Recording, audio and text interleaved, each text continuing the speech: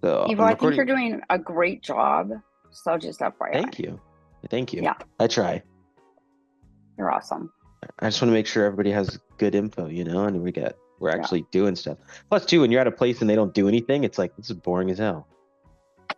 Well, especially for newbies. I mean, I'm Yeah. ready to take any info on, and it's just like I really don't know my head from my arse, but I'm just like totally playing along with it that I do. So it's all good.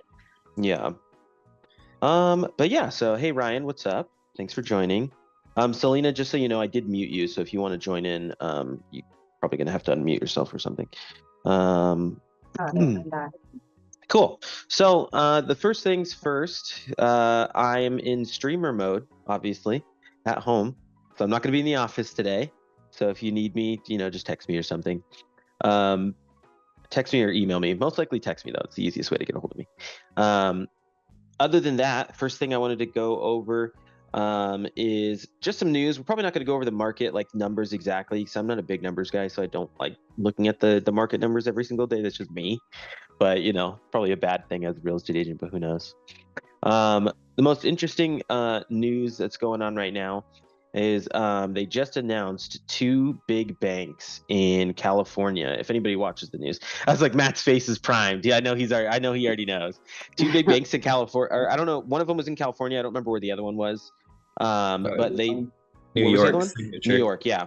Signature Bank in New York, and then Silicon Valley Bank in California closed. So a bank basically was like a kind of like a mini bank run on those two banks because a bunch of them were like small businesses and like startups and stuff like that. So they just closed those banks. And then obviously the FDIC, if you guys don't know how the process works, when a bank, essentially like runs out of money or like everyone tries to pull their money out of a bank, kind of like what happened back in what was it, the Great Depression, I Oh think it seven. was. Oh, Not I was no, gonna not say even oh that. In the Great 07. Depression, I think is when they originally started it. The FDIC, who now insures all banks, so that if you Oh have yeah. $250,000 in the bank, it's insured. Stepped in, took control over the banks, and then essentially, all the clients, are getting their money back. Um, Obviously, the banks every month when they do business anyway, they pay fees into the federal government. So the good thing is it's not any taxpayer money that's going to be having to pay for it. So it's obviously just going to be straight from that fund that they already have. So it's not going to be any extra burden on us. And then the nice thing too is that, I mean, nice thing if you're a normal person, not so nice if you're an investor. But the good thing is that they're taking care of the investors or the regular people first, which I don't even know if they're going to even pay the investors back. If they lost money, they lost money. That's what an investment is. But all the normal people that are regular people that have their money in there are getting taken care of, and they're not going to have to worry about losing any money or anything like that. Clean, I can hear Jeff in the background. Mute him. But yeah, so super kind of crazy. I mean, obviously, I mean, the big takeaway from this really is, I mean, again, it's not like, anything's collapsing or anything like that. The big takeaway is just like, regular people are scared. And when people are scared, they make, rash decisions. They go and they pull out all their money, or they, sell all their properties, and in some instances it makes sense. Like if you literally, lose your job or something, then it's like, okay, that makes sense. Like you can't pay for your mortgage, so you have to do something, sell your house or whatever. But the regular normal people are just unsure about everything right now. Our job as an agent, and this is kind of like the main thing that I wanted to kind of like cover today because I thought it was kind of important, and I just kind of noticed it like this week in general, just like doing showings with some newer agents and then just like going through it. And not that it's anything bad or anything, you know, our job as agents is, regular people are unsure. Our job as agents is to bring in a level of certainty to the transaction, and we need to be clear and concise when we speak to clients. So like, you know, they want to feel when they're with us that that this person knows what they're doing. I'm with someone who knows what's going on, who knows what's happening. They're not going to steer me in the wrong direction. So, and that also comes at a level of being like, you can be frank with your clients. I'm pretty, I'm not the most like, sugar coaty guy. So I'm kind of like, I just say, this is the information, here you go. It's pretty blunt. But, we still need to make it clear, concise, don't freak anybody out, but just also make sure we're explaining stuff to people. And that's just not like it, not only when we're talking about the market as a whole, but also too, when we're just talking about, normal stuff, inspections, how we're communicating the information, like when we're relaying, like what kind of price should we go in for the offer, and then like just different stuff like that. But we need to make sure, and again, it comes to kind of a level of like, I don't want to say studying, but just kind of getting used and practicing, talking with clients, talking with other people, and kind of taking information and shortening it as much as possible so that it's clear, concise, and it's to the point, they understand it. And then we ask them, if they need clarification and stuff. I mean, that's a big thing. Especially right now, people are just unsure. A lot of people aren't even able to buy houses. So for the people that are able to buy houses, they're super unsure what to do with their money. And I'm talking about people that are, probably in the normal price range of like, you know, right now, because we are seeing some more houses in the 350 range. So like probably like 350 to like 600, 700 is probably like a normal, I don't want to say normal client, but like a, you know, the median home price in Arizona right now is like 430 anyway. I think it's a little bit lower. It's like 420 or something like that. But for those clients that are able to purchase a home at this time, they want to feel good about the purchase and they want to feel like they're making a good decision. So we have to obviously make sure we're enforcing that what they're doing is a good idea. In most situations, 99 percent of scenarios, buying a house is going to be a good idea. Other than like, there's just things we don't know that are going to happen. Sure, in a year or two, you could lose your job and then you won't be able to pay your mortgage. That's not really something that we can like control. So there's no need to like necessarily like bring that up or, talk about it really. I mean, obviously, you can kind of go through that with your client. I mean, for the lender side, like lenders are obviously going to be talking about some stuff like that with them and like interest rates, more of like the long-term impact, I would say, on the money aspect of it. But I mean, in most scenarios, I mean, just in the last 100 years, you know, real estate is generally always going up. Sure, there are dips. Right now we're in a dip. So we're seeing lower prices.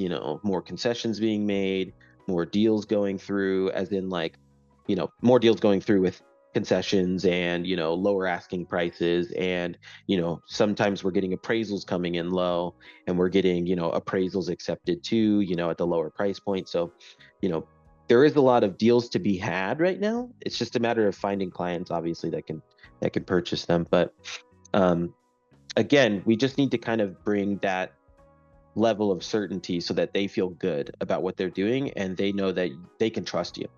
Like my client, I was telling you guys when you were on here, earlier, I had a deal that canceled. At a certain point, when you're with a client, you know, not only is there, I mean, obviously there's a level of honesty because we're obligated to be honest with them. But at a certain point too, you have to think what makes sense for my clients. Yeah, sure, it would benefit me if this deal goes through because I get paid $10,000 or however much it is that you get paid off of the deal. But at a certain point, it's like I have to be willing to make a decision because again, I'm their fiduciary. I need to be willing to make the decision, hey, you guys probably shouldn't go through with this. So like our deal, looking at the way that their finances are set up, and then like, you know, issues and stuff that arose like when we did the inspection with the house. Literally, I was like, I just think, we could see if they'll do the stuff and pay for it, and then you won't have to worry about it. But to be honest with you, I don't think, it doesn't make sense. You guys don't have the cash to pay for the repairs, and they were pretty big repairs. So to me, it makes more sense to just cancel. It doesn't hurt us anything. You're going to get your money back for the earnest. I'd prefer we cancel. Not only does that, go a long way in general, just of like, for one, I don't want to let someone purchase something and then they'd be pissed at me because then I'm going to get like a bad review or something. And I don't want that. But second of all, when we went and looked at some houses later that day when we canceled, we were standing outside the house and stuff like that, and they're like, yeah, it's okay that we canceled though, and they feel good about it. They feel good about canceling, not bad. They're not upset that they didn't get the house. They feel like they made a good decision. I try to make sure that my clients always feel like they're making a good decision when they're doing something. And they were like, we actually really appreciate that you're not just trying to sell us anything. And they told me like, we were talking about this, earlier, and we're like, I'm really glad that we not only have you as an agent, but also too, like, you're going to tell us like it is. If something doesn't make sense, we probably shouldn't do it. So, and they're like, we really appreciate that and we value that, you're not just lying to us about stuff. Cause obviously, people always think like, well, yes, of course we do want to get paid, obviously, because that's how we make money. But again, you know, at a certain point, it kind of comes down to what makes the most sense. How can I make sure they feel good about the purchase? Because if they feel good about the purchase, we're going to be good all around. So just kind of think of that when you're with your clients and like working with them. Right now we're kind of, I don't want to go on forever talking, but we're already in kind of a recession. It's very difficult for just regular people. I mean, even agents, where everybody's feeling the effects. Shit's more expensive. Gas. I mean, I don't pay for gas, but gas is more. I don't know how much gas is right now, but I'm sure it's expensive. But like, just going to the grocery store, food is expensive. I mean, everybody's feeling that you know, hurt of like, God, I don't have money right now. I mean, same for everyone. Me, everybody's feeling it. And even though we're in that kind of, time right now as an agent, as much as we want a deal to go through or as much as we want something to happen, we kind of have to make sure, think at the back of our mind, am I doing what's best for the client? And does this make the most sense? And that's going to go a million times further than if you're just like, oh yeah, no, it's fine. We'll see if we can get it fixed. Don't worry about it. So, they can smell that commission breath, when you're like, no, it's fine. Just buy it. So, again, the last thing I wanted to touch on, and then we can kind of all just talk about stuff, and see how we're going, is just, the other thing I've just noticed as well. And again, I don't want to be talking forever because I feel like it's just me talking, but, all the tools and the technology, like obviously at Barrett, like we have a bunch of cool shit, and mainly speaking to the people that are at Barrett. Matt's not with Barrett yet. Just kidding. But we have a lot of like cool lead gen tools, like listing to leads. Chime does so many different things. We got the Popple, we got all the cool fancy schmancy stuff. And I know Kelly's been in the business for a while. I feel like Ryan's been in it for a little while too, so you guys can kind of speak better to this. And I mean, definitely Matt as well, because you've been doing, I mean, most of you guys have been doing it longer than me other than Ryan, so but I mean, nothing still really beats. I mean, everybody's like, oh, okay, I need the leads, I need this, I need this. Nothing is going to be, and nothing is going to be stronger than you going out and talking to people and meeting people. You have to take that time and spend that time to do the normal day-to-day stuff. That's how you're going to build your foundation for your business, and then you can use the leads as supplement and stuff like that come in to add to. But you have to build that foundation. If you're just trying to build stuff, off of random internet leads and stuff like that, I'm not saying it's impossible. I'm not saying it's not, feasible. It can definitely be done. It's just a lot more difficult. And especially right now, which there's so many scared people, not really sure. People want to meet people in person. People want to talk to people. So, go out, literally just go on Eventbrite, look at events or something that are going on, just show up, start talking to people about stuff. There's a ton of real estate. I mean, every title company is emailing you constantly with all the events they have going on. So, just go meet other agents, talk to other people. I don't know, from your guys' experience, most agents don't drive a far distance. So especially right now, just because stuff is so tight, if you're able to kind of make that work, a lot of stuff you can get like referrals from stuff, reach out to agents that are out of state, just get in touch so you have a contact. Soleil, she's not on here, but like, I have a listing that's coming up in April because her and her mom just sent me over a client. So nothing really beats. Sure, I do get like business from online and social media. It does happen. But my main core of my business is all the clients that I've met, talked to, the people that I've talked to. So you have to do that kind of like grunt work up front regardless. So I would definitely focus on that. Open houses, as much as people like hate them or love them, you have to do that initial go talk to people, let me sit in this house for 5 hours and see who walks through.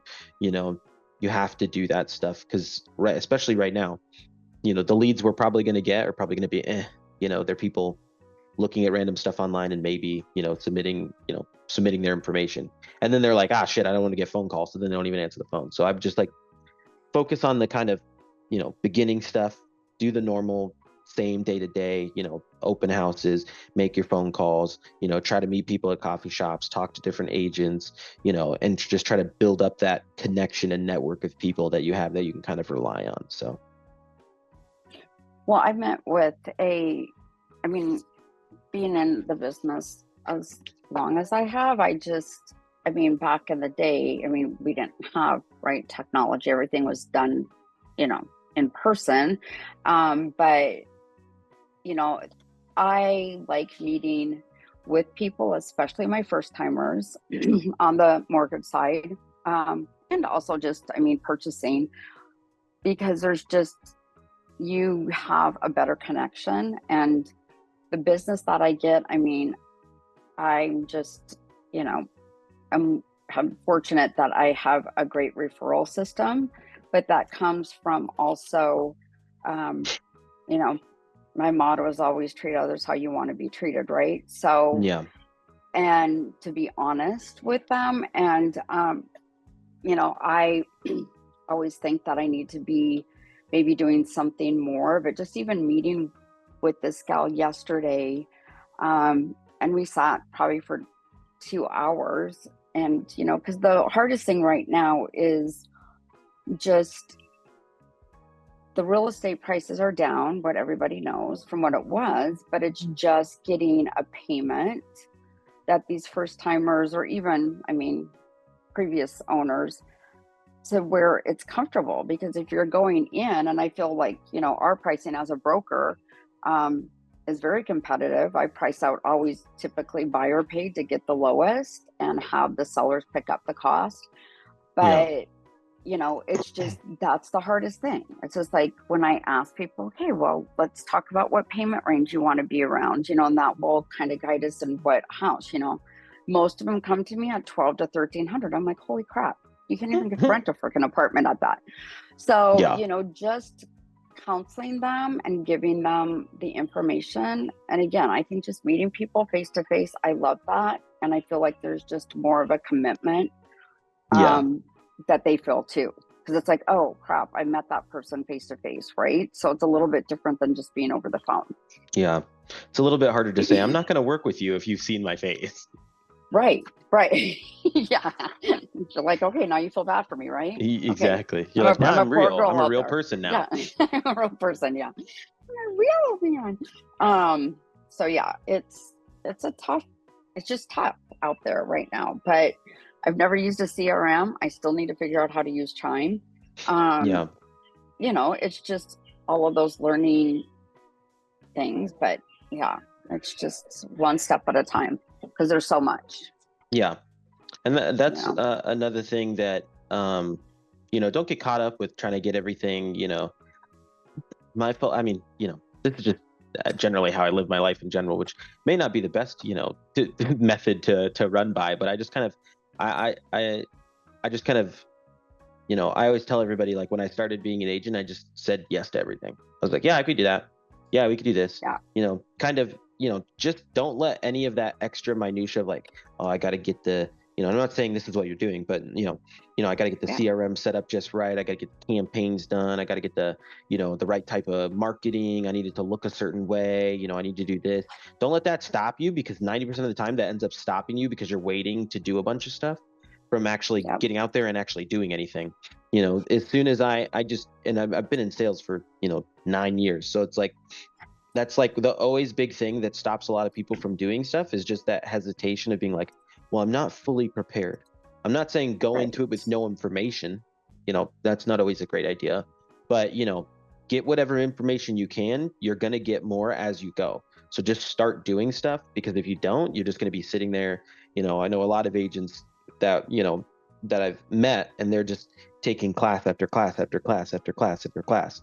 And then they don't sell any houses. And I'm like, well, whatever those classes are doing is not working.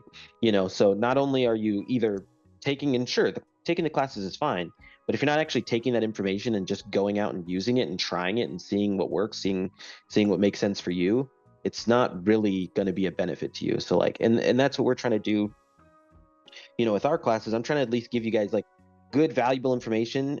Obviously for the other people that don't normally, like, Matt and Selena, you guys don't come to all of our other classes, but with the simple stuff, just good valuable information that you can take with you right then and there and just go out and try to use, and see what works. With the CRM, I even though I teach it, I don't use it like that. I don't use all the features. Yeah. I just dump my customers in there and I call them when I call them. So I mean, I'm not the greatest example of like being the most organized and going through, and setting up all the fancy, campaigns and stuff. Yeah. So just don't let that stuff stop you from doing things. And I know Matt's always out and doing stuff constantly. So I mean, But people, I think you just have to do what's right for you and what you can do. Like, to me, maybe being technical savvy, and it takes me longer to figure out certain things. I'd rather just be on the phone or showing people than trying to figure out how to do my spreadsheet. But that's just me. So I think everybody has to just do what they're comfortable with. And then Evo, I don't know if like afterwards you want to call me, but my neighbor reached out to me because I told her when she's ready to sell to help a poor girl out. And so she texted me on Sunday and she said, okay, we are ready to list. And she's like, we'll be home next week. Just wanted to give you a heads up. I'm like, awesome. I've never listed a property. That's what I'm thinking in my head. And she's like, full disclosure, her husband, of course, knows his friend is a real estate agent. I actually know her. She's my neighbor, but she's also works with one of our lenders. So I've known her and dealt with her a long time. So I am a little nervous, other than I know we've got good comps in the area, but I need some help from you on that. So later, I'm just writing it down so I can remember, because I'll forget. Yeah. Just call me later, because obviously I'm I at will. my other place too. So sorry, I'm just writing stuff down. And it's a big sale, so it's like probably be around 730, 750. Cool, perfect. Yeah. Matt, Selena, if you guys want to at least chime in a little bit and kind of go over your perspective. Not that you're not talking. I'm just saying I know you guys have good information. I want you guys to share too. When you talked about the bank earlier, I would say the best thing we can get from that is the fact that the Fed actually bailed them out. It's an indication that they don't want to destroy banks, which means that they feel like they've got inflation under control and up already. Because basically what that bank did was they had everything tied up in long-term assets like bonds, and then when the rates increased, basically the only way to get that money out is to sell those bonds at a discount. So on paper, they have enough money to cover their position. So the Fed was basically just like, just give us those because eventually they'll be worth, I think they gave them a $25 billion loan. So the Fed was like, just hand us that, we'll hand you cash because eventually we'll get our money back. But if they were really trying super hard to kill inflation, the Fed would have just let that bank fail. But they must be pretty confident about it, that inflation is being handled if they didn't want to save that bank. So that's the biggest thing that I see from that, is that hey, the Fed feels good about things. I mean, they've been acting super hawkish, but I see that as a good sign, the fact that they're willing to save a bank. Yeah. And then just go out and do things like you were saying about the other thing is I've been getting a lot of clients just from being out. The weirdest thing, I mean, I hate to say it, but Fridays I like to go out and drink, and I've been picking up clients at bars every Friday night. So just being social. Yeah. Yeah. That's really what it comes. I know for Ryan, you're out in Maricopa, so I mean it's kind of hard to go anywhere. No, I'm just kidding. I was out there, this weekend. So actually, it was a good time this weekend. I was at the racetrack. Oh, nice. And I handed out, I don't know, probably 1,500 cards. Oh, wow. And had about, I don't know, I would say 50 pretty good conversations. Dang, that's good. So, that's perfect. It was a lot of work, but I was there Friday, Saturday, and Sunday, Nice. No, that's perfect. and I just dug in and did the Those are work. the things that work the best, honestly. So, I mean, you know, everybody here has kind of already been doing it for a while. So, Brian, you're kind of like the new guy, but you know, like take the information. I mean, definitely just going out, meeting people. You know, take your baby with you, and then just go and talk to people. You know. I don't know if going to the bar with my baby will quite work out the way I That's fine. planned. I think that's allowed. As you could tell, I have kids, so I think Right. you could take them to a bar, right? I would assume. I don't have them on Friday night, so There you go. that's what I do. But Selena, your perspective a little bit on the lending side of it. I mean, I kind of agree with what Matt was saying and everyone. Kind of got a little bit of a break today with rates. Oh, okay. As the banks kind of freak out. We're getting a little bit of a break, but I guess as a whole, it's not good. Okay. Yeah. Yeah, I mean, also too, I mean, another thing I always point out to clients when I'm talking to them about offers and stuff like that. Not to call anybody out, but like if you're writing up offers and you're not getting concessions right now, like something's wrong. You should be able to get concessions, whether you get them on the front end or the back end. I mean, I don't care how you do it. You just need to try to get some, right now we can pretty much ask for them straight up front on the offer. But I mean, still, even after you do the offer, once you do inspection and you do all your reports and stuff, you should be able to get additional, if not negotiate a little bit more. But I mean, always communicate to clients like, this, we can use this money to go towards your interest rate. So don't worry too much about the interest rate, because once we get concessions, we can, the lender can run the math and see how much that's going to save you. I mean, especially a lot of people are wanting to go right now, like, just submit lower asking price offers and not thinking about the financial aspect of it, of like, sure, if you take $20,000-$30,000 off the asking price, that's great. It looks fantastic for you as a buyer, but realistically, what does that change your payment? $10-$20 a month, maybe, as opposed to if I ask for, I go in close to asking price, if not asking price, and get you, 3-4%, 5% concessions, then, you're taking that $10,000-$11,000, applying, if you're already going to pay for the closing costs anyway, apply it all to just buying down your rate. Now your interest rate is, 5.75%, and a whole percent difference or something, and your payment's $200 cheaper or $150 cheaper. So I mean, we always need to kind of explain that to people too. So I always point that out, because sure, one looks better to a buyer on paper because it's like, oh, I'm getting it cheaper, but they're not kind of thinking of the financial impact of like how that actually looks on a payment or like over time. So Well, and using those, and you helped me, Eva, on the one offer that I put in that was accepted this weekend. Oh, yes. Yeah.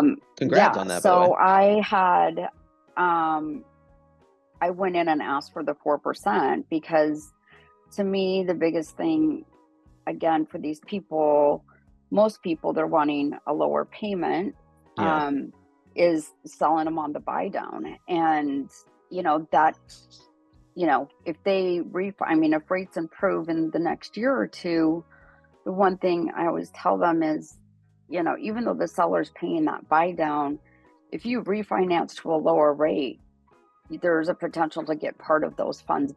Those are your funds, even though the seller paid them, to get that as a refund back to you. Yeah. So, I mean, it's a good stepping stone for people in a crappy market that we're in right now.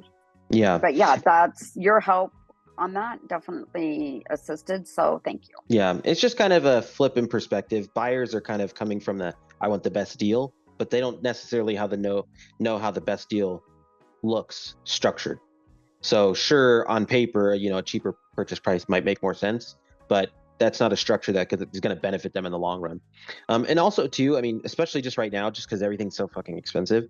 I've been kind of coming at it from the perspective of, not even saying like, oh, you can refi in a couple of years and you'll be fine. Sure, but realistically, I mean, we're probably not going to be able to refi, to make a real big difference.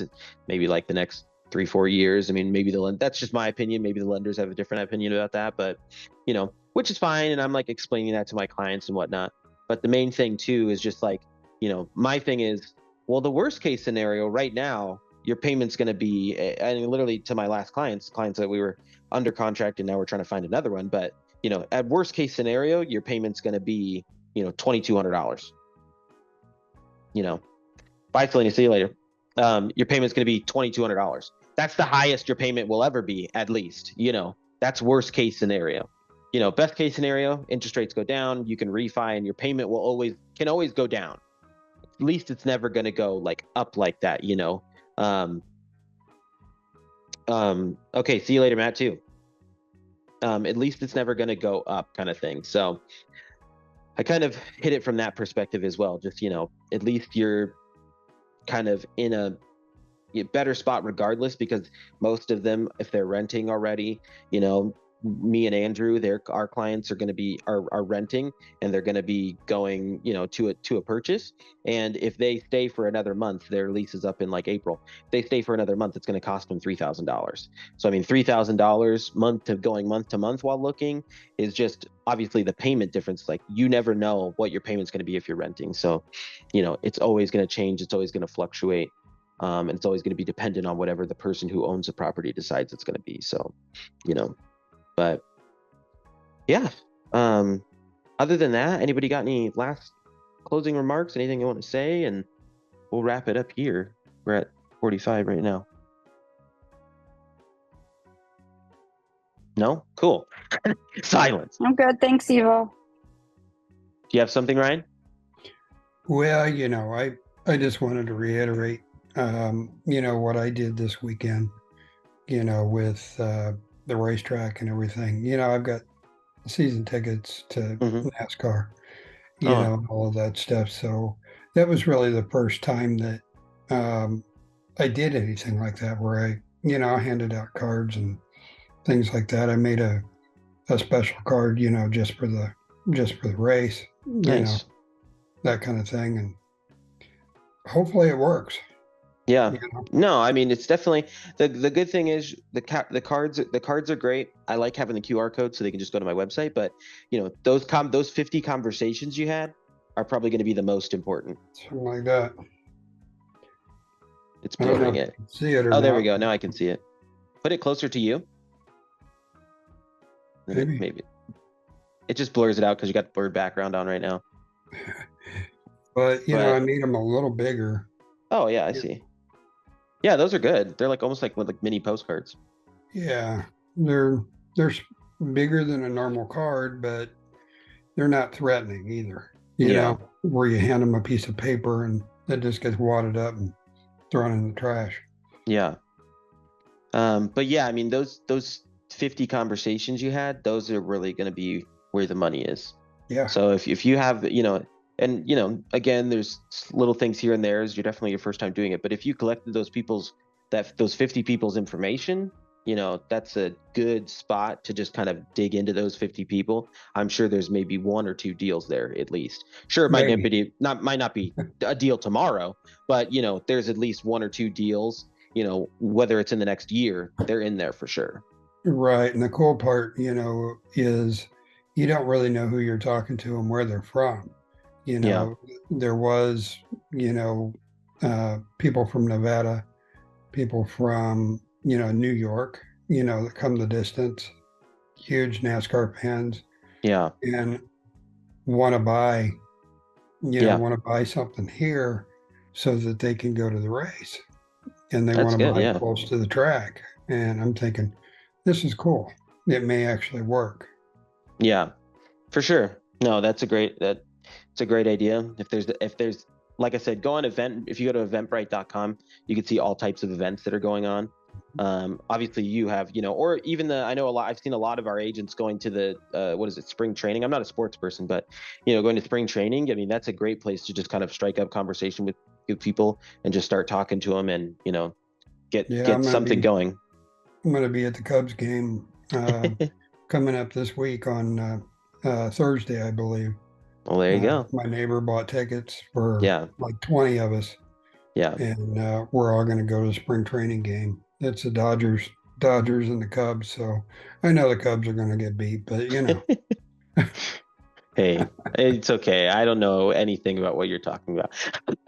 I'm like, Dodgers. That's a baseball team. Yes. Okay. it's a, That makes yeah. two of us. Yeah, I know. I'm like, what? But yeah, but yeah. Other than that, I mean, that's really it. I think, definitely Ryan, keep doing that. That's a great strategy. And I mean, overall, just keep trucking along, guys. If you guys have any questions, feel free to reach out. If you need anything, let me know. Brian, for you specifically, we have MLS training on. I think it's Wednesday. I think so. Kind of learning how to work the MLS. I'm sure you probably already know how to a little bit at least, but Yeah, I've looked around at it a little bit. yeah, we'll kind of do some basics on that one. Tomorrow's the new hire training, correct? Yes, yeah. You can come to that again if you want. I did sign up for that one, but I'm probably not going to make it. I had a doctor's appointment reschedule on me. That's fine. So, I figured it was a mistake because I was like, you already went to one, didn't you? But either way. I didn't go to the new hire one. No, I went. Oh, you didn't? I thought you did. No, I went to the brokerment one. Oh, okay. So I think there's another one coming up like in a couple weeks for new hire. We do it every Tuesday. Every Tuesday, okay. Yeah, every Tuesday. I'll send you. I'll double check and make sure you have logins to everything because that's really all we go over and just kind of like just basics of like the differences of the systems that we have. So if you want to, I can always just go over that with you, another time when it makes sense, and then just go over that real quick. And then I can. Okay. I'll make sure though. You got the welcome email, right? Like from Leslie. Yeah, I did. Okay, that should have the main stuff in there, but I know that you're pretty much in everything so far, so I don't think you're I think you're good. You probably don't need it, but okay, cool. Yeah, awesome. Alrighty, guys. Well, I will talk to you soon. If you guys need anything, let me know. Right on. Thanks. Have a good one. You too.